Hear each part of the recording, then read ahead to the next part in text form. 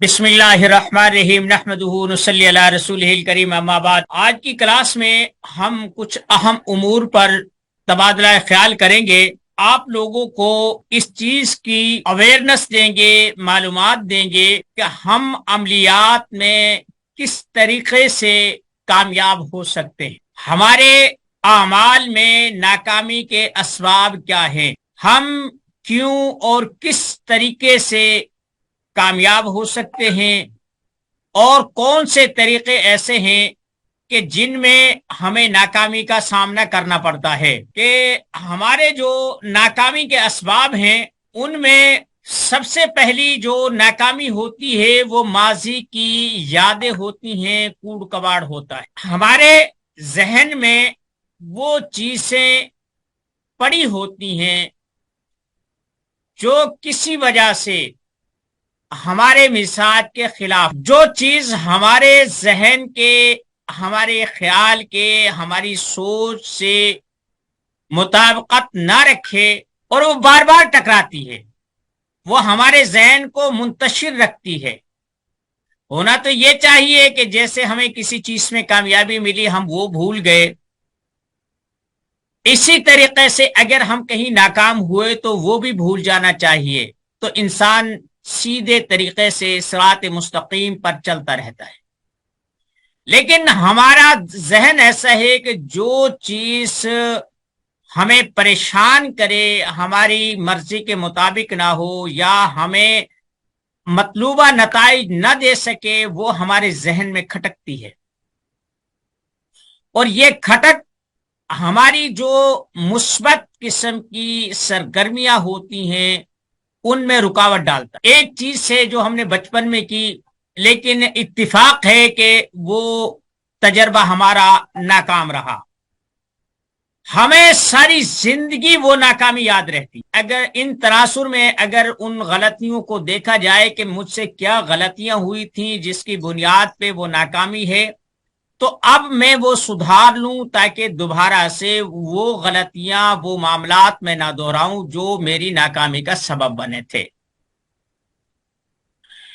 اگر کوئی آدمی ان غلطیوں کو تلاش نہیں کرتا، ان اسباب کو نہیں ڈھونڈتا جن کی بنیاد پہ وہ چیز ناکام ہوئی تھی، وہ تجربہ ناکام ہوا تھا، ہمیں مطلوبہ نتائج نہیں ملے تھے، تو یہ بیوقوف ہے۔ کامیابی سے زیادہ انسان ناکامیوں سے سیکھتا ہے، لیکن جہاں آپ ناکام ہوئے وہ چیز آپ کو نہیں بھولتی، آپ پریشان ہوتے ہیں، آپ کے اندر جو ہلچل مچتی ہے اور جو طوفان ابھرتا ہے وہ آپ کو نئی جہتیں کھولتا ہے، نئے تجربات کرنے پر مجبور کرتا ہے، اپنی غلطیاں سدھارنے کا موقع دیتا ہے، آپ کو جو چیز آپ چھوڑ رہے تھے یا کمزوری تھی اس بات پر متنبع کرتا ہے کہ آپ میں یہ کمزوری تھی، یہ درست کر لیجئے تاکہ آپ اپنی کامیابی میں آگے بڑھ سکیں۔ جو ناکامی ہوتی ہے اس سے آپ برا مت سمجھیں، اس سے آپ سیکھیں۔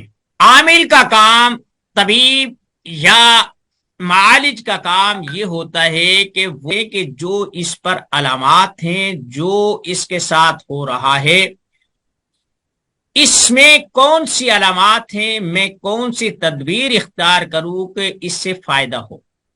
ایسے نہیں گھس جانا جا کے، ایسے ہاتھ نہیں ڈال لینا، نہیں، پہلے بالکل دل جمی سے۔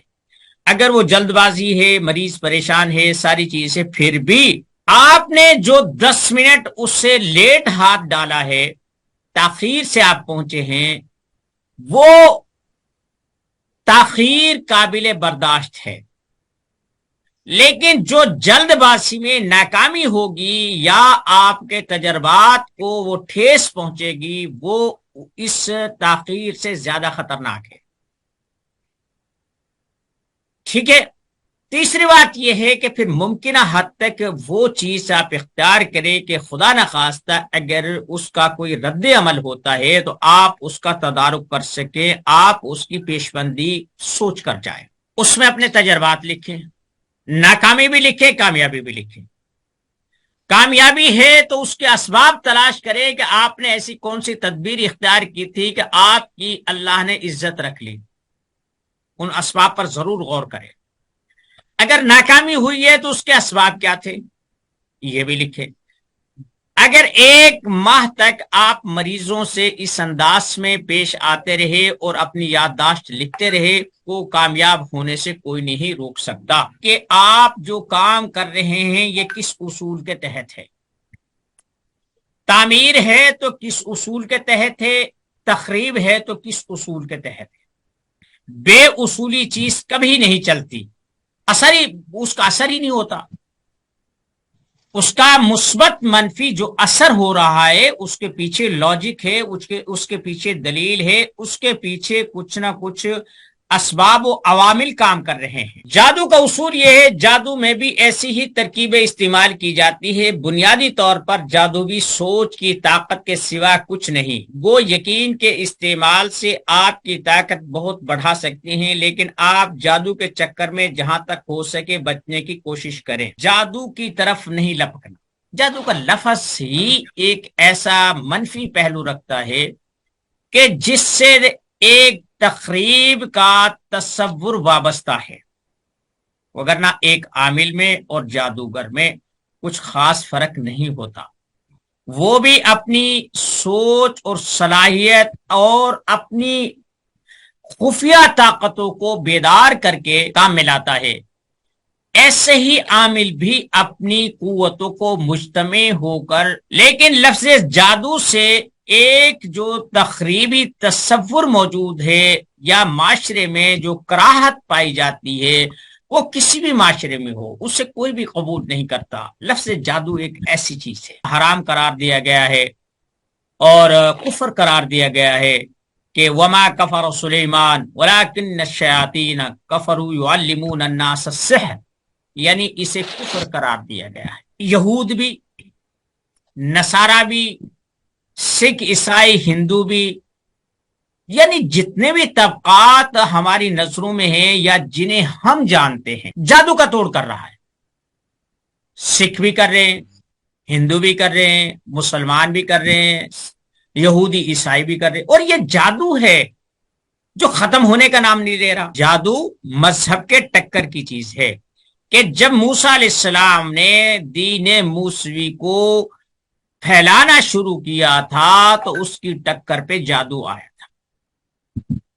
موسیٰ علیہ السلام نے اس سے تہس نہس کیا, لیکن وہ سامری کی صورت میں اس کے لشکر موسوی میں پہنچا اور اس سے پوری امت موسوی کی جان نہ چھوٹ سکی, آج تک ان میں موجود ہے. جادو انسان کی منفی سوچوں کو جب یکجا کیا جاتا ہے, جو ان سے نقصان پہنچایا جاتا ہے, وہ جادو ہے. آپ وہ کسی قرآن کی آیات سے تخریبی عمل کرے وہ جادو ہے, حدیث سے کسی دعا سے کرے وہ جادو ہے, آپ کسی کو ویسے مار دیں وہ جادو ہے, آپ منتر جنتر کرتے ہیں وہ جادو ہے. کہ جو تخریبی عمل میں جو کاوش ہوگی وہ ذہنی ہے, وہ صلاحیتوں کا ابھار ہے, یا اس کی کوئی بھی صورت ہے جو نقصان کا سبب بنے گی, اسے ہم جادو کی ڈیفینیشن میں ڈال. ہماری زبان سے نکلا ہوا لفظ اس کائنات میں وائبریشن پیدا کرتا ہے, ایک قوت جنم لیتی ہے, اور اس میں پھر یہ تاثیر ہوتی ہے کہ وہ کسی کو نفع یا نقصان کی صورت میں متاثر کرے. الفاظ ہی تو ہوتے ہیں, کسی کو گالی دے دو وہ الفاظ ہی ہے, کسی کو اچھا کہہ لو وہ الفاظ. اب جو ہم بغض, عداوت, فتنہ, فساد کے لیے جو الفاظ ادا کرتے ہیں, بات تو ادا آپ کی نیت ہے. انما الاعمال بالنیات, جس نیت سے جو بھی لفظ ادا کریں گے اس عمل کو 2100 دفعہ پڑھنا ہے. اب آپ پڑھ رہے ہیں اللہ الصمد اللہ الصمد اللہ الصمد, یا جو بھی کچھ ہے آپ پڑھ رہے ہیں. اب اس پڑھنے سے کیا ہے, اللہ الصمد کی جو طاقت ہے وہ برحق ہے. جب آپ قل ہو اللہ پڑھتے ہیں اس میں بھی آتا ہے, ہزاروں دنیا پڑھتی ہے, لیکن جب آپ وہ 2100 دفعہ پڑھتے ہیں، 4100 دفعہ پڑھتے ہیں، یا جب 129 کو 129 میں ضرب دے دیں تو یہ 16,000، اور جب آدمی اس عدد کبیر کے دہراتے ہیں، اس کا ورد کرتے ہیں، تو اس سے جو اس کے موکل یا اس الفاظ کے یا اس اسم مبارک کے جو اثرات ہوتے ہیں وہ کائنات میں وائبریشن پیدا کرتے ہیں، جو آپ کی ضرورت کی چیز ہوتی ہے وہ آپ کی طرف متوجہ ہو۔ اللہ کا جو علم ہے ہم اس سے بحث نہیں کر رہے، اللہ کیا کرتا ہے کیسے کرتا ہے، لیکن اللہ فرماتا ہے کہ ہم نے جو کچھ ہے اسے ہم نے پہلے پیدا کر فقدرہ تقدیرا، ہم نے ہر چیز کا ایک اندازہ مقرر کر کے وہ بھیج دیا ہے۔ اب وہ ہمارے حکم سے تخلف نہیں کر سکتا، ہمارے حکم سے حکم عدولی نہیں کر سکتا۔ ہماری جو تقدیر ہے، تقدیر کا معنی ہی یہ ہے کہ ہم ایک لگے بندھے طریقے سے کسی بھی کام میں کامیابی کا فارمولہ، عام آدمی کو چاہیے کسی بھی اہم کام کرنے سے پہلے آنکھیں بند کر کے یہ تصور کرے کہ وہ اس کام کو ٹھیک طریقے اور کامیابی سے کر رہا ہے۔ اسے یہ تصور 30 سیکنڈ سے 2 منٹ تک کرنا چاہیے۔ اس کام کی اہمیت کے حساب سے پھر وہ یہ کام آسانی سے کرنے لگے گا۔ اسے کامیابی سے تصور کرنے کے بعد کریں، آپ کو بہت اچھے نتائج ملیں گے۔ ایسا کرنا آپ بچوں کو بھی سکھائیں، کیونکہ بچے اکثر گھبرا کر اپنا ذہن منجمد کر لیتے ہیں، پھر وہ آسان سا کام بھی نہیں سمجھ پاتے۔ بچپن میں ذہن میں بیٹھی ہوئی ناکامیوں اور کامیابیاں ہماری شخصیت کا ستون ہوتی ہیں۔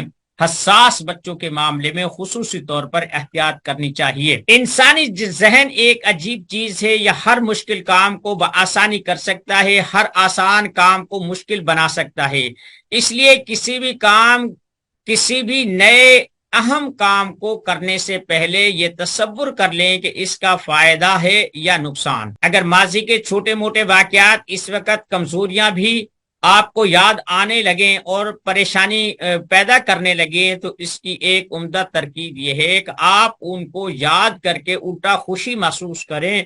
اس حالیہ وقت میں آپ پہلے کی نسبت کتنے بہتر ہو چکے ہیں، سنبھل چکے ہیں، تب وہ پرانی باتیں، پرانی کمزوریاں آپ کو مضحکہ خیز لگتی ہیں۔ کم لوگ ہی اتنے بہتر امپروو ہوتے ہیں۔ یاد رکھیں، ہر آدمی کے ماضی میں ایسے واقعات ہوتے ہیں اور ہم لوگ پہلے سے بہتر ہوتے چلے جاتے ہیں۔ ورد بھی اسی مقصد سے لیے پڑھیں تو نتائج یقیناً کئی گنا بہتر ہوں گے۔ ذہنی انتشار ہے، اسے سمیٹے 30 سیکنڈ سے 2 منٹ تک۔ جیسے جیسے آپ اس میں مشق کرتے جائیں گے آپ کا دورانیہ کم ہوتا جائے گا، کارکردگی بہتر ہوتی جائے گی۔ بنیاد ہے، کاموں میں رکاوٹ بیرونی کم ہوتی ہے، ہماری سوچ اور ہمارا ذہنی انتشار اور ماضی کی غلطیاں، ماضی کی ناکامیاں زیادہ رکاوٹ کا سبب ہے۔ یہ کہیں کہ جو میں نے اس وقت غلطی کی تھی یا اس وقت میں اس بارے میں اتنا نہیں جانتا تھا جتنا آج جانتا ہوں، کہ وہ گھبراہٹ دور ہو جائے گی۔ ایک دوسری بات یہ ہے کہ میں نے آپ کو بتایا جس چیز سے آدمی پریشان ہوتا ہے وہ بار بار وہ بات ذہن میں سے کھٹکتی ہے، آدمی پریشان ہوتا ہے۔ رات کو بھی اگر وہ یاد آ جائے تو آنکھ کھل جاتی ہے، آدمی کی دھڑکنیں کیفیت ہو تو آپ یہ سوچیں کہ یہ اچھا ہوا تھا میرے لیے، الٹا خوشی محسوس کرے، پریشان نہ ہو۔ جب آپ ایسا کریں گے تو آپ کی کیفیت بدل جائے گی۔ وہ جو واقعہ آپ کو پریشان کرتا تھا اب وہ آپ کے لیے ایک خوشگوار یاد کے طور پر یاد رکھا جائے گا، نہ کہ پریشانی کے طور پر۔ اسے کہا ہاں مجھ سے غلطی ہوئی تھی، یا کسی نے مجھے برا بھلا کہا تھا، یا میری کسی سے لڑائی ہوئی تھی، خدا نہ خواستہ کسی نے گھسن مکا کوئی تھپڑ لپڑ مارا تھا، تو بھائی میری بھی تو غلطی تھی نا۔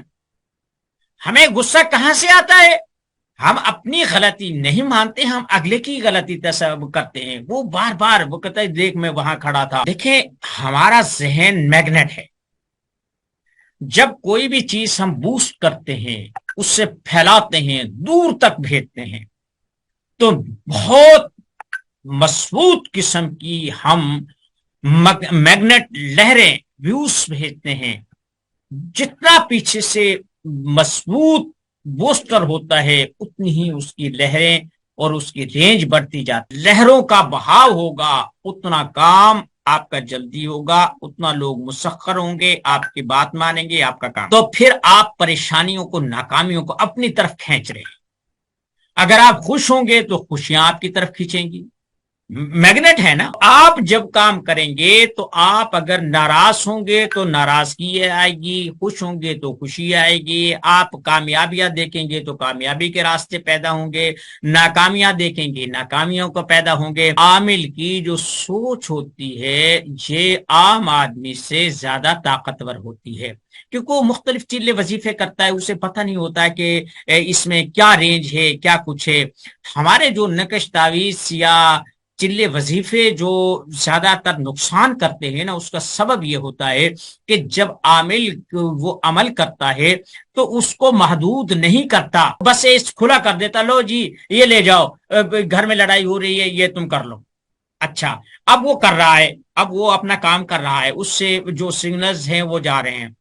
اب اکثر لوگوں کو آپ نے دیکھا ہوگا کہ جب آپ حساب کتاب لگاتے ہیں تو کہتے بھائی تجھے جادو ہے، تجھے جنات ہے، تیری بندش ہے۔ اب وہ کہتا ہے یار میری کسی سے کیا جو ہے نا انبن ہے، میں تو کسی کا دشمن بھی نہیں ہوں، سب کے کام آتے، مجھ پر کون کرے گا؟ وہ بھی پریشان۔